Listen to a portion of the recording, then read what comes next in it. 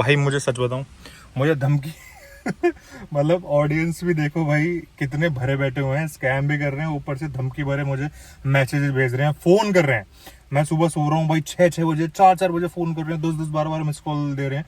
तो hello everyone, आप देख रहे हैं पब्लिक गैराज। तो भाई आज मैं बैठा हूँ सफारी फेसलिफ्ट में और इसके बारे में मैं बहुत इंपॉर्टेंट पॉइंट्स कवर करने वाला हूँ। इससे पहले भी मैंने कवर करे हैं, बट आज मैंने कुछ प्रैक्टिकल चीज आपको मैं अपने वीडियो पे दिखाऊंगा। अपनी स्क्रीन पे आपको मेरे दिख रहे होंगे कि कुछ चीजें अगर हम उसको इग्नोर करते हैं तो काफी ज्यादा मेजर प्रॉब्लम आ सकती हैं, और कुछ इसके अंदर कुछ चैलेंजेस ऐसे हैं जो आपको बहुत ज्यादा इरिटेट करते हैं।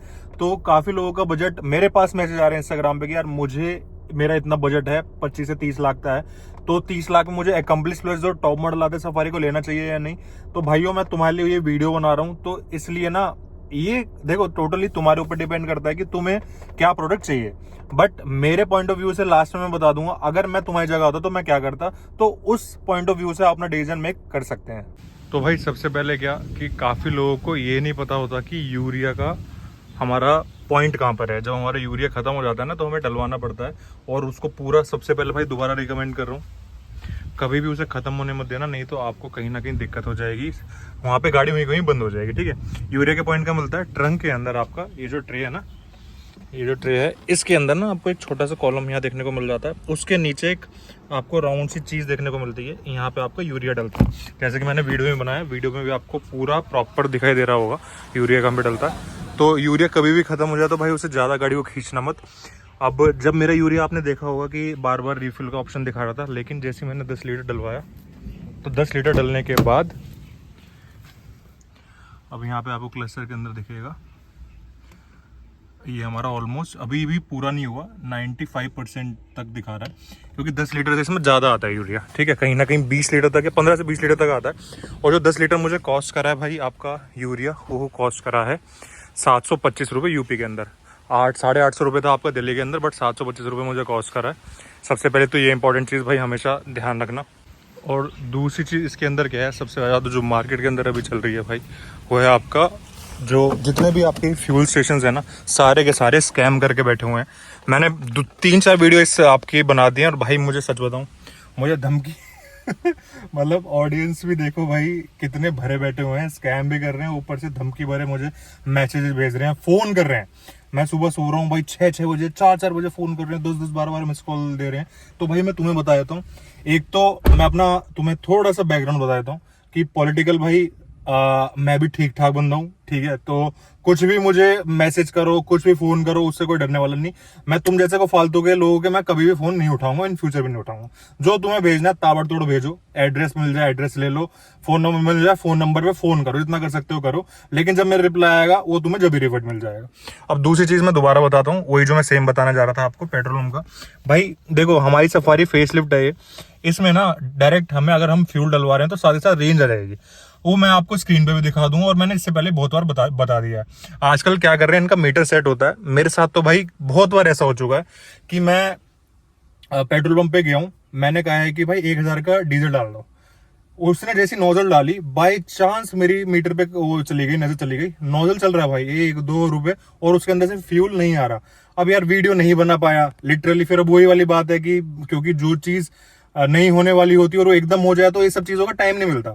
ठीक है, वो चला गया हमसे कम से कम 50-60 रुपए पर, उसमें डीजल निकला। मेरी थोड़ी सी आर्ग्यूमेंट हो गई, काफी आर्ग्यूमेंट होने के बाद वहां पे आपको पता है भाई फ्यूल वाले क्या करते हैं, इकट्ठे हो जाते हैं और फिर तुम्हें थोड़ा सा प्रेशर करते हैं कि लड़ाई झगड़े वाला।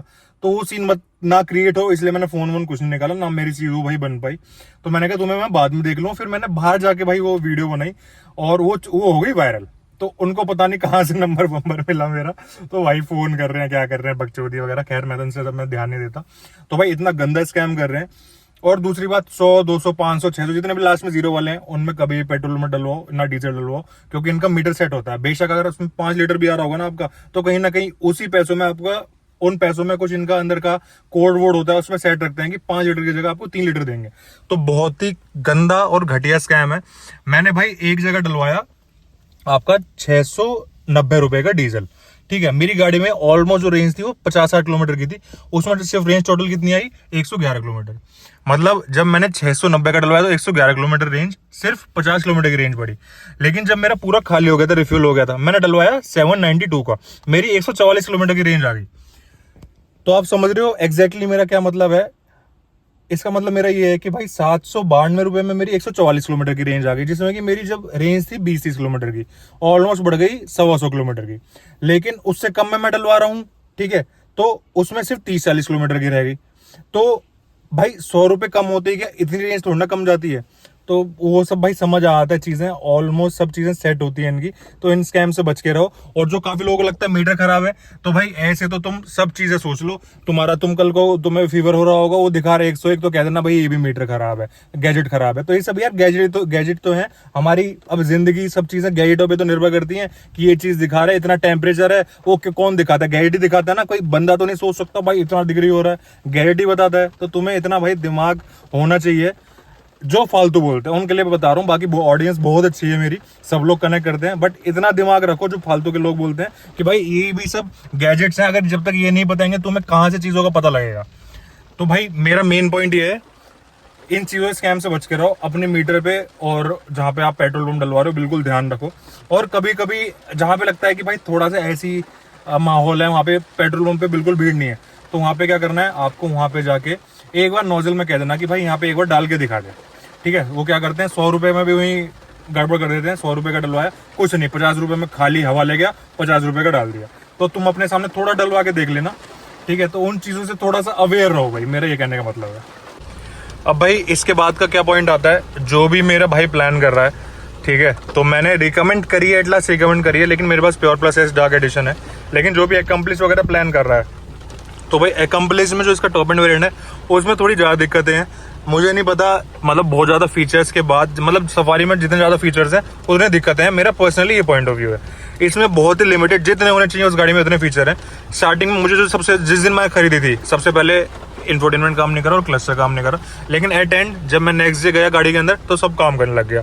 तो बहुत दिक्कत हुई, स्टार्टिंग में इरिटेटिंग हुई, मुझे बहुत इरिटेशन हुई है। लेकिन उसके बाद कुछ टाइम बाद, अब जैसे 5 महीने हो गए हैं गाड़ी को, 10,000 भी चल गई है, तो अब थोड़ी सी चीज़ें सॉर्टेड है। तो ये बार बार अब कुछ दिक्कत नहीं करता, परमानेंट चलता है, बढ़िया चलता है। लेकिन हाँ, स्टार्टिंग में बहुत दिक्कत आती है, और क्या पता इन फ्यूचर भी आ जाए। तो हो नो डाउट टेक्निकल में और फिट एंड फिनिश में तो अभी कहीं ना कहीं हमारी जो टाटा है वो कहीं ना कहीं पीछे है। सर्विस सेंटर की अभी पता लगेगी, वो जब मैं थोड़ा सर्विस कराने जाऊंगा उसकी भी वीडियो में सेपरेट बनाऊंगा। तो भाई जो भी प्लान कर रहा है, मेरे हिसाब से pure plus S dark addition लेना, अगर आपको ब्लैक लेना है। और कौन सा कलर लेना है, आप एक मिड वेरिएंट लेना। टॉप में अगर आप जाना चाहते हो तो मैं ये नहीं कह रहा टॉप मत लो, बट येस कहीं ना कहीं ना उसमें ज़्यादा हमें कमियां और कंप्लेन बहुत ज़्यादा सुनने को मिल रही हैं। तो मेरा ये पर्सनल पॉइंट ऑफ व्यू है, दोबारा रिपीट कर रहा हूँ, मेरा पर्सनल पॉइंट ऑफ व्यू है। तो इसको ये मत सोचना कि पब्लिक गैराज ने मना करा था, क्योंकि मैंने ऐसा मैक्सिमम होते हुए देख लिया, ठीक है। तो और जो जिनके पास एकम्प्लिश है, नो डाउट वो मुझे कमेंट करेंगे भाई मेरी तो गाड़ी बहुत बढ़िया चल रही है।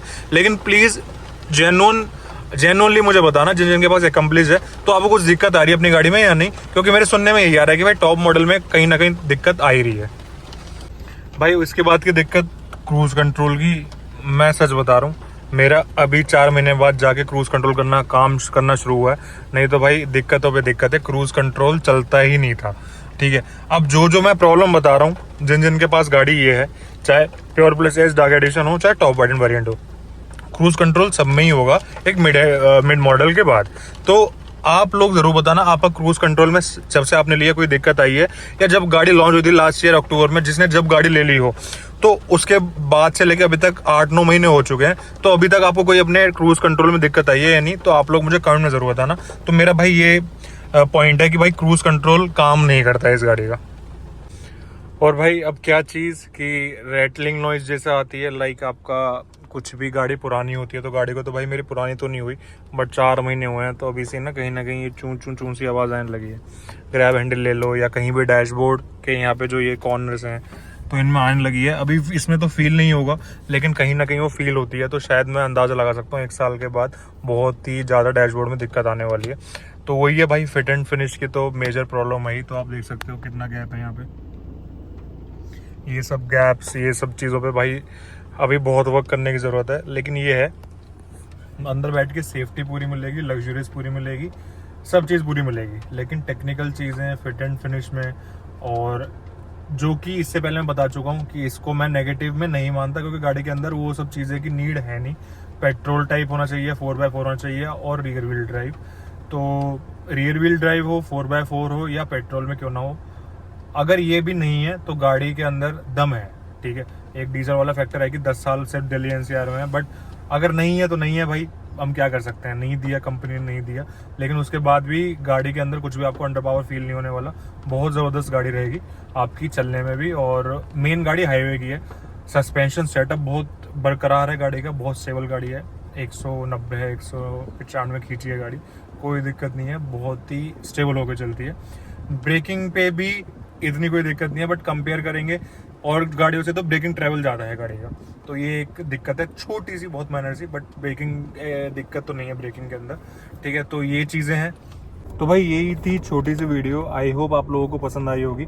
बाकी और भी धीरे धीरे इसकी चीज़ों को मैं बताता रहूँगा, लेकिन मेन ये हाईलाइट्स थे, तो ज़्यादा नहीं थे, कॉमन से भी थे, लेकिन कुछ मेन भी थे, तो इनको आप नज़रअंदाज मत करना। गाड़ी अगर मेरा ओपिनियन मैं बताऊं तो मुझे ये सब चीज़ें पता थी, उसके बाद ही मैंने कंसिडर करी, तो मुझे गाड़ी अच्छी लगती है इस टाइम पे। जितना इसका प्राइस है, इससे अच्छा स्पेस, कंफर्ट और आपको रोड प्रेजेंस किसी गाड़ी की देखने को नहीं मिलती, और फीचर्स भी आपको अच्छे खासे इसमें देखने को मिल जाते हैं।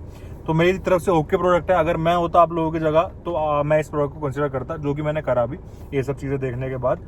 तो अब स्कॉर्पियो है, नो एक्सयूवी हो, तो मैंने सबको हटा के भाई ये प्रोडक्ट लिया है। तो अब आप अपना पॉइंट स्ट्रॉन्ग करो, क्योंकि मैं किसी को कंसिडर मतलब किसी को रिकमेंड कर दूं और वो कहे कि भाई ये चीज़ ठीक नहीं है, तो मेरा पॉइंट ऑफ व्यू है, मैंने पॉइंट ऑफ व्यू सब बता दिया। आपके लिए वो मायने करता है, तो आप चीज़ वो देखो, और अगर आपको अच्छी लगती है तो आप इसको कंसिडर करो, नहीं लगती तो आप मुझे कमेंट में जरूर बताना कि मैंने इस वजह से नहीं करी, जिससे कि मुझे भी समझ आए कि भाई आपने क्यों नहीं करी। तो नेक्स्ट मैं वो चीज़ फील करके अपनी ऑडियंस को बता पाऊँ कि हाँ इसमें ये भी कमी है। तो वीडियो अच्छी लगी तो लाइक, सब्सक्राइब, शेयर जरूर करना, और जितना हो सकता है आगे शेयर करो जो भी सफारी लेने का प्लान कर रहे हैं या हैरियर भी। बाकी मिलते हैं नेक्स्ट वीडियो में अच्छे कंटेंट के साथ, अच्छी वीडियो के साथ। Till then take care, bye bye, thank you.